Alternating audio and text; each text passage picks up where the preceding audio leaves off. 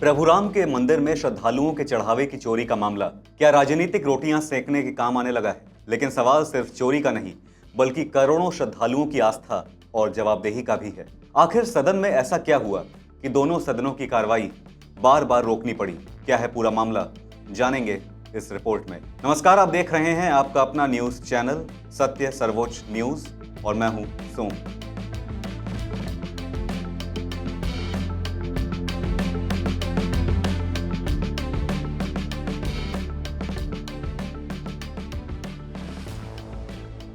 राम मंदिर चढ़ावा चोरी के मामले पर मंगलवार को संसद के भीतर और बाहर जमकर सियासी टकराव देखने को मिला। विपक्ष ने सरकार से जवाब और जांच की मांग की, जबकि सत्ता पक्ष ने इसे विपक्ष की सियासत करार देते हुए पलटवार किया। सियासत की गर्मागर्मी तब देखने को मिली जब संसद के मॉनसून सत्र के 12वें दिन श्री राम मंदिर चढ़ावा चोरी मुद्दे पर दोनों सदनों में जोरदार हंगामा हुआ। लोकसभा की कार्रवाई शुरू होने के महज कुछ मिनट बाद ही दोपहर 2 बजे तक स्थगित करनी पड़ी। वहीं राज्यसभा में पहले करीब आधे घंटे तक हंगामा चला, जिसके बाद सदन को दोपहर 12 बजे तक स्थगित किया गया।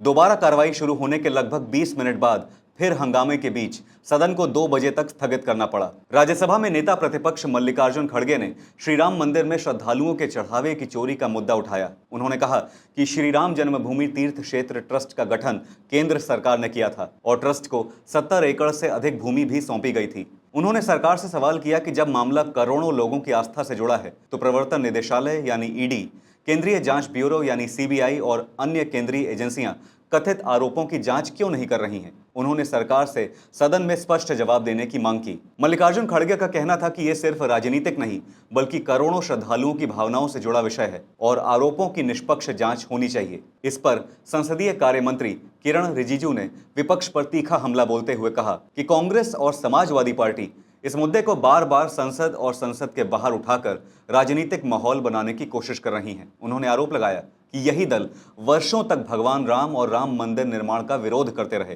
किरण रिजिजू ने कहा कि मंदिर निर्माण के दौरान विपक्ष ने काली पट्टी बांधकर विरोध किया था और अब वही लोग चढ़ावे चोरी के मुद्दे पर घड़ियाली आंसू बहा रहे हैं। उन्होंने विपक्ष से पहले भगवान राम के अपमान के लिए माफी मांगने और उसके बाद सरकार से सवाल पूछने की बात कही। इसके बाद सत्ता पक्ष और विपक्ष के सांसद आमने सामने आ गए। दोनों पक्षों के बीच तीखी नारेबाजी हुई और माहौल इतना गर्म हो गया कि सभापति को कार्रवाई स्थगित करनी पड़ी।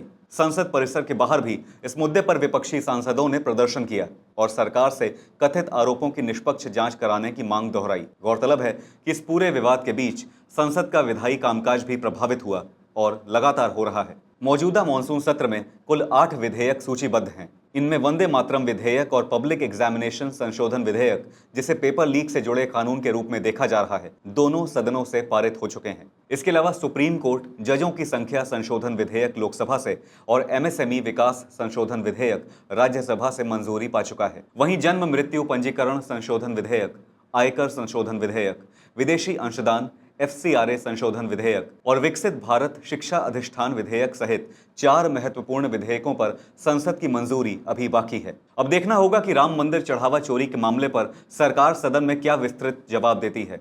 क्या विपक्ष की जांच की मांग आगे बढ़ती है और क्या इस मुद्दे पर संसद की कार्यवाही सामान्य हो पाती है या सियासी टकराव जारी रहता है? आपकी इस मामले पर क्या राय है? हमसे जरूर साझा कीजिएगा। फिलहाल इस खबर पर इतना ही। देश और दुनिया की बड़ी और अहम खबरों के लिए बने रहिए सत्य सर्वोच्च के साथ। लाइक, कमेंट और शेयर करना ना भूलें।